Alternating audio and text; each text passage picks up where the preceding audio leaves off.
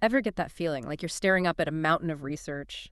You want to grasp a topic, but it's just so dense and overwhelming. Yeah, totally. It can feel impossible to even know where to start, right? Exactly. And that's where we come in, right? We take those massive academic papers and distill them down to the key insights, sort of like an express lane to being well informed. Exactly. And today's Express Lane is taking us straight into a fascinating paper that really challenges how we think about educational psychology. It's called Envisioning a Culturally Imaginative Educational Psychology. Kepi title. It is. Yeah. Published back in 2018 by Ronald B. King, Dennis M. McInerney, and Riddhi J. Pitlia. Okay, so right off the bat, why should our listeners care about this? I mean, what's the big deal about bringing culture into educational psychology? Well, the authors argue that for too long, mainstream research in this field has kind of tiptoed around culture. Like it's this side dish, not the main course. Yeah, I can see that. Like, we acknowledge it's there, but we don't really dig into how it impacts, well, everything. Exactly. And that's the problem they're tackling. They say, look, even though everyone agrees culture plays a huge role in learning and development, our research doesn't always reflect that. Right. We might say it matters, but do our methods actually show we believe that? Hmm. That's the question. Mm. So in this deep dive, we're going to unpack their argument and see why they believe this is such a critical issue. And why it matters for anyone who's interested in understanding how people learn, especially in today's super diverse world. Because, ignoring culture, Yeah. well, that can lead to some pretty big misunderstandings about why people learn the way they do. Big time. And it's interesting because, the authors point out this isn't a brand new concern. They actually reference a statement from Alejandro Portes way back in 1996. Oh, wow. So this has been brewing for a while. It has. Portes pointed out that educational psychology, kind of like psychology in general, tended to treat ethnicity and culture as like secondary issues, not really at the heart of things. Yeah, kind of like, oh, culture, that's nice, but Exactly. And King and his co-authors, they're saying, guess what? It's still happening. Even decades later, we're still not fully integrating culture into the core of educational psychology research. okay, so we're paying lip service, but not really walking the walk. Pretty much. So where do we even begin to fix this? I mean, how do we bring culture into focus? Well, the authors propose cultivating what they call a cultural imagination. Cultural imagination. I like that. Sounds kind of poetic. Right. But what does it actually mean? Essentially, it's about learning to see educational phenomena through a cultural lens. So not just acknowledging that culture exists, but actually understanding how it shapes how people learn, how they think about education, even how they interact in classrooms. Exactly. And to make this a little more concrete, they lay out 7 specific recommendations for how researchers can make their work more culturally sensitive and insightful. Okay, so 7 steps to developing a cultural imagination. I'm ready. Let's hear them. Okay, but before we jump into the recommendations, we got to tackle the big C word itself, culture. Right, because when we say culture, what are we actually talking about? It can be kind of a fuzzy concept. Well, it definitely can. I mean, the authors point out there are over 100 different definitions of culture just in anthropology alone. 100. Wow, that's a lot of definitions. Right. So they start by highlighting a pretty broad definition from Melville Herskovits, an anthropologist who back in 1948 described culture as the man-made part of the environment. The man-made part of the environment. That's pretty encompassing. It kind of captures everything humans create and share, right? Exactly. From our physical tools and technology to our values, beliefs, and traditions, it's all part of that human-made environment we inhabit. Okay, that's a good starting point. But how do researchers actually study something so broad and complex? Well, Harry Trandis, another prominent cross-cultural psychologist, offered a helpful distinction. He talked about objective culture, which refers to those tangible aspects of culture like, architecture, tools, clothing styles. The stuff you can see and touch. Right. And then he contrasted that with subjective culture. And that's where things get more interesting for psychologists. Because subjective culture encompasses the intangible aspects of culture, the stuff we can't see directly, but that shapes our thoughts, feelings, and behaviors. Things like norms, values, beliefs, attitudes, even those unspoken rules about how to behave in different situations. So objective culture is like the hardware of a society, and subjective culture is the software running it. Exactly. And when it comes to educational psychology, it's that subjective culture that's really key, because it influences how individuals approach learning, how they respond to teachers, how they interact with peers, even how they view their own abilities. It's the invisible hand guiding their educational experience. It is. And despite the many definitions, the authors point out there are some core elements that tend to pop up across most of them, like shared history, language, and geographic region. That's from Schwader and Levine back in '84. So culture is about shared experiences and common ground. Makes sense. Right. And then more recently, you have researchers like Shinobu Kitayama who argued that culture isn't just in our heads. So it's not just about individual beliefs and values. No, it also exists out there in our social practices or institutions, even our physical environments. So culture is both internal and external, both individual and collective. It's pretty multi-layered. It is. And that's why it can be so tricky to study. But to help make sense of this complexity, Daphne Oyserman and her colleagues, they came up with this really helpful multi-level framework back in 2002. Okay, a multi-level framework. So we're talking about different layers of culture. Exactly. And the authors of our paper, they found this framework really useful because it captures the different ways culture can influence learning and education. Okay, I'm intrigued. Tell me more about these different levels. So the first level is what they call the distal approach. And this looks at culture in terms of its broad, enduring products. Things like language, historical narratives, philosophies, and religious traditions. It's kind of like the deep roots of a culture, the stuff that's been passed down through generations and continues to shape people's worldviews and values. So we're talking about the long-term cultural heritage that still influences how people think and behave today. Exactly. And they give this really cool example. They talk about how the contrasting philosophies of Socrates and Confucius. Oh, wow, taking it way back. Right.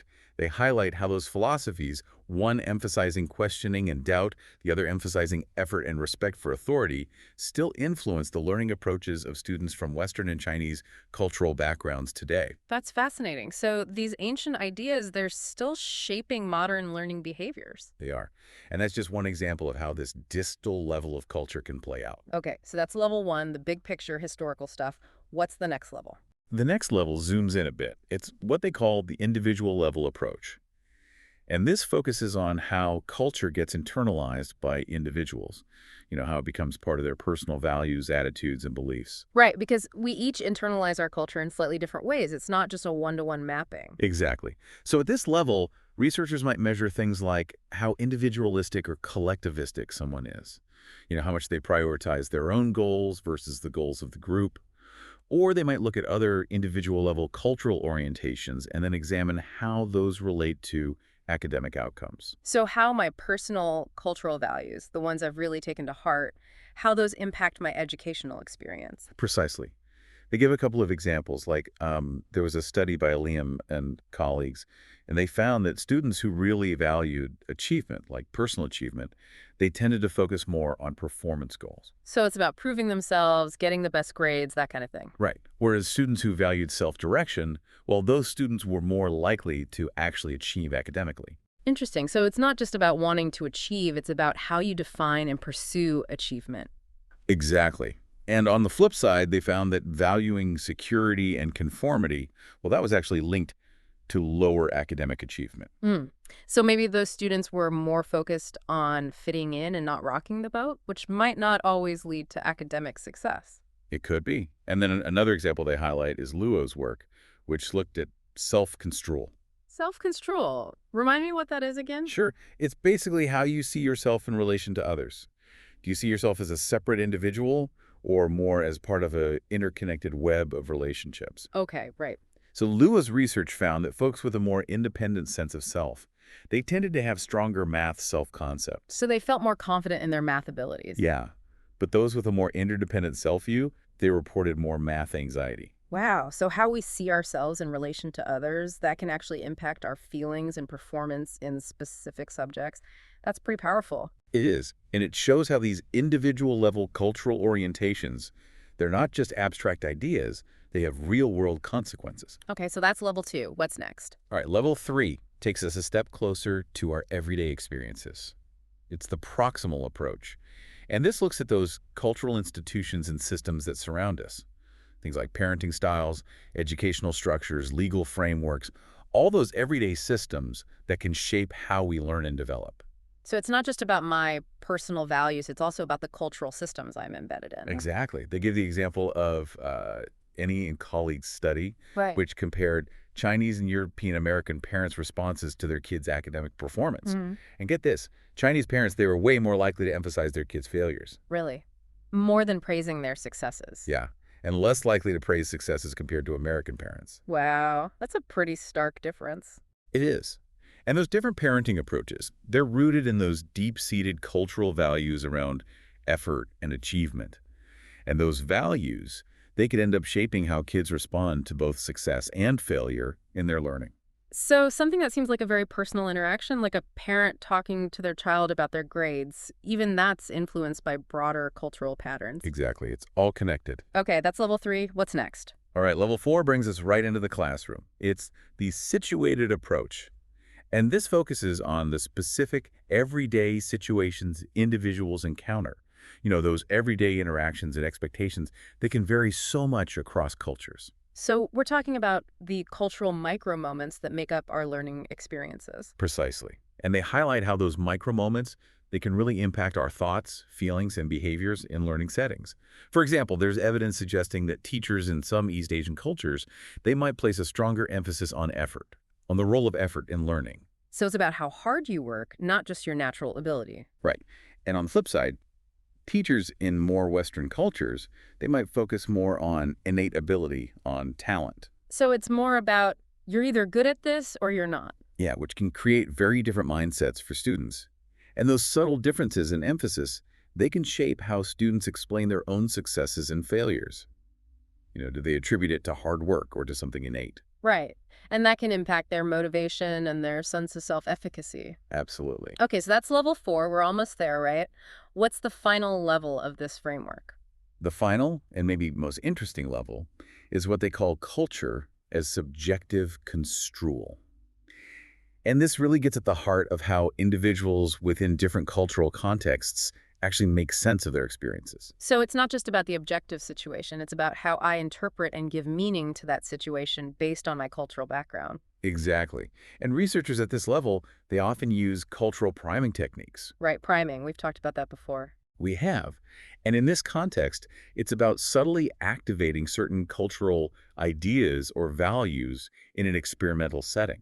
So kind of like nudging someone to think in a more individualistic or collectivistic way, for example. Precisely. And then they see how that temporary activation, that nudge, influences the person's thoughts, feelings, or behaviors on a subsequent task. So it's a way to isolate the impact of specific cultural ideas. Exactly. I like that. And you mentioned Cheng and Lam's study earlier. That's a good example of this, right? It is. They prime students with either an independent or an interdependent self-construal. So making them think about themselves as either more separate from others or more connected to others. Exactly. And then they looked at how seeking social approval affected them. And what they found was super interesting. When students were primed to think more interdependently. So more focused on relationships and belonging. Right. Seeking social approval, it wasn't a bad thing. It didn't lead to negative outcomes.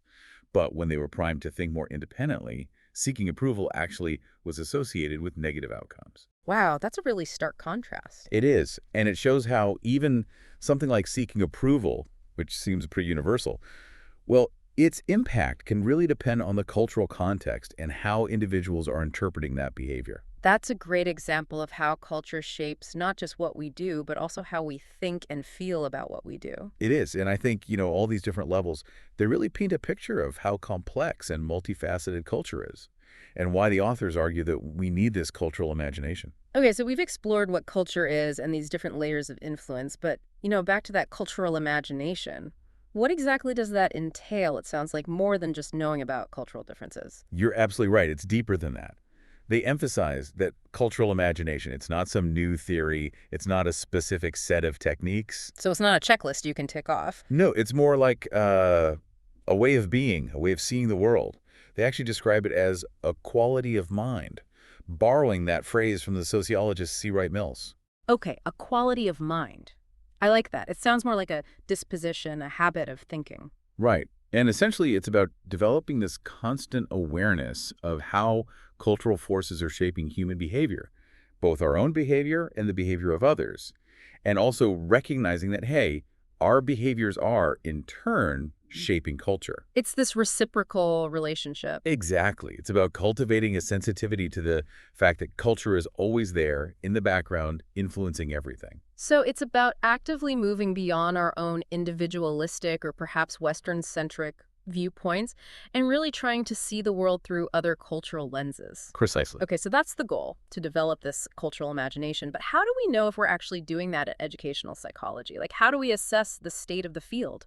Well, to get a sense of that, the authors, they decided to take a look at what's being published in the top educational psychology journals. So kind of a temperature check on the field? Exactly. Like, are these journals reflecting this cultural imagination? And which journals did they focus on? Well, they looked at 4 flagship journals: the Journal of Educational Psychology, Contemporary Educational Psychology, Cognition and Instruction, and the British Journal of Educational Psychology. Okay, so a good mix of top-tier journals. Yeah, and they systematically reviewed all the empirical articles published in those journals between 2006 and 2016. So a whole decade's worth of research. That's a pretty comprehensive review. It is, and what they found was, yep, it was a bit disheartening. Oh no, what did they discover? Out of a total of 1,666 articles they examined, only 107, a mere 6.4%, actually focused on issues related to culture, race, or ethnicity. Wow, only 6%. That's incredibly low, especially considering how important culture is. Right. And even within those 107 articles that did touch on culture, the authors noticed some concerning trends. Like what?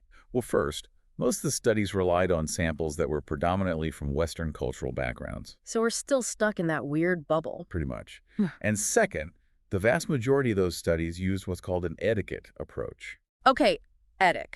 We've talked about this before, but remind me again what that means in the context of cross-cultural research.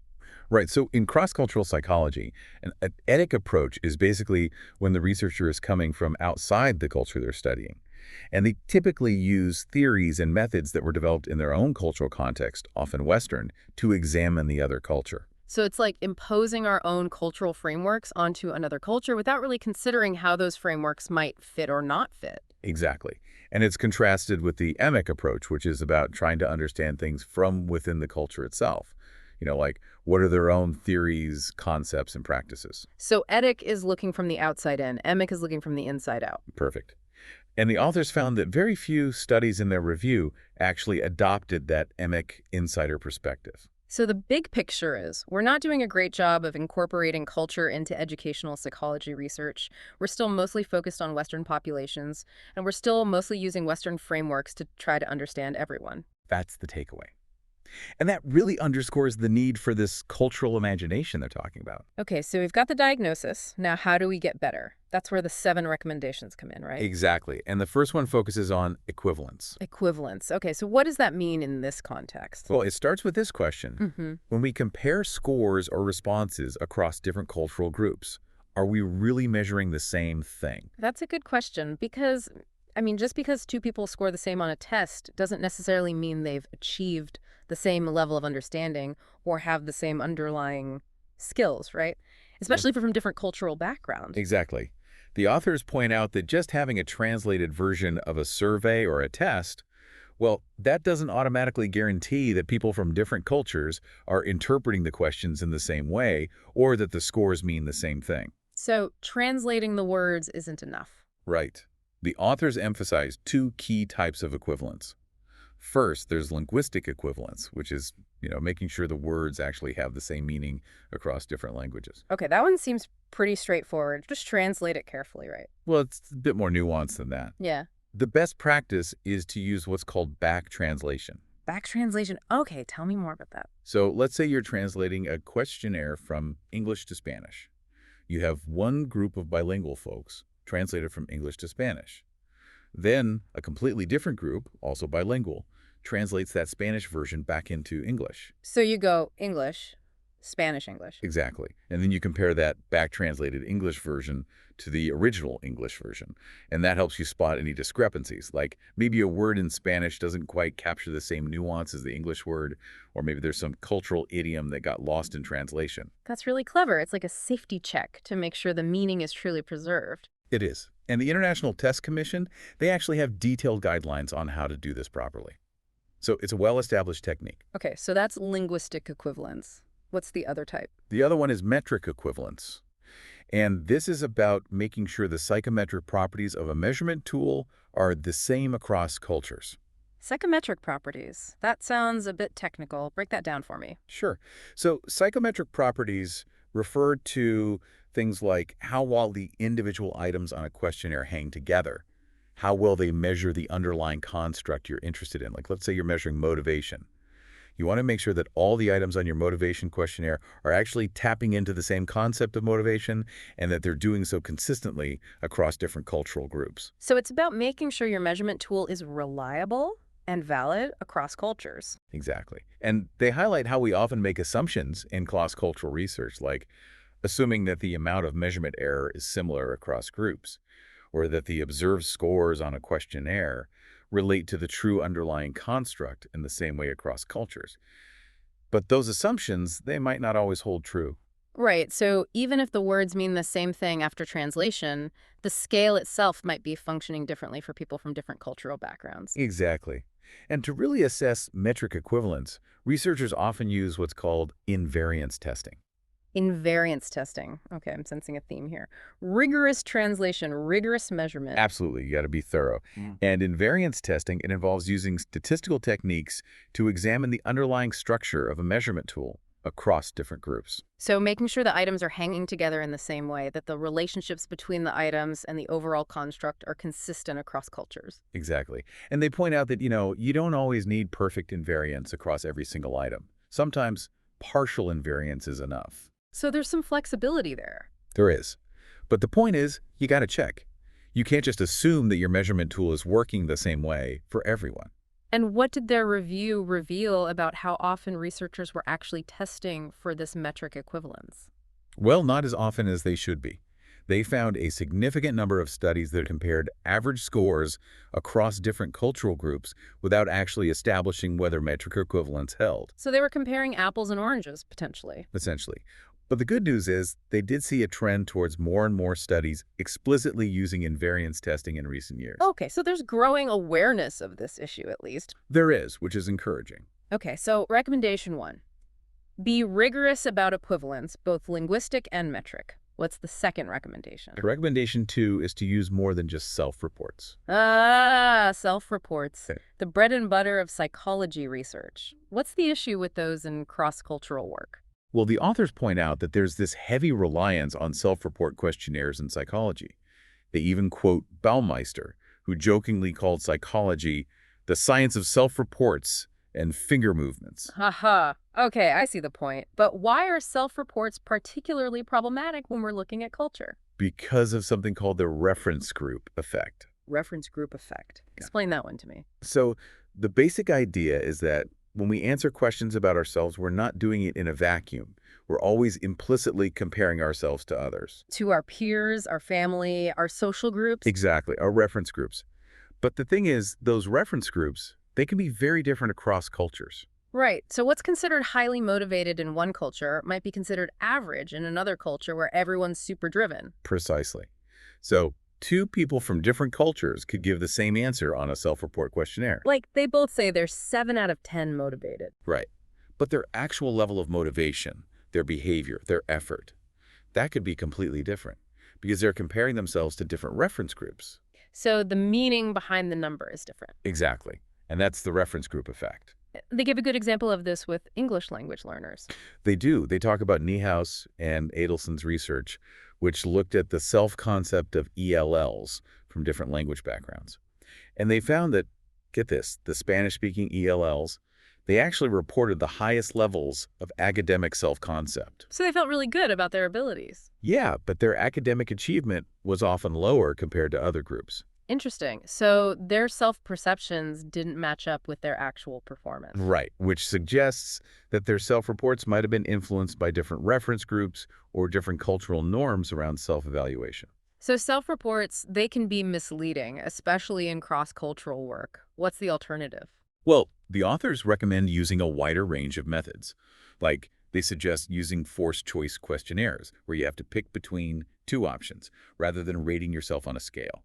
So less wiggle room for subjective interpretation. Exactly. They also recommend using more behaviorally anchored questions. Instead of asking, how motivated are you?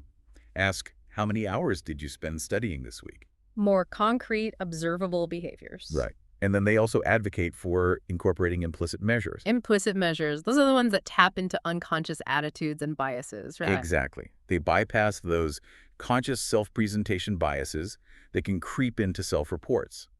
And they give the example of no-sex study, which found that implicit gender stereotypes, well, those were a better predictor of nation-level achievement in science and math than explicit self-reports. Wow, so sometimes those unconscious biases reveal more than what people are willing to say out loud. They can.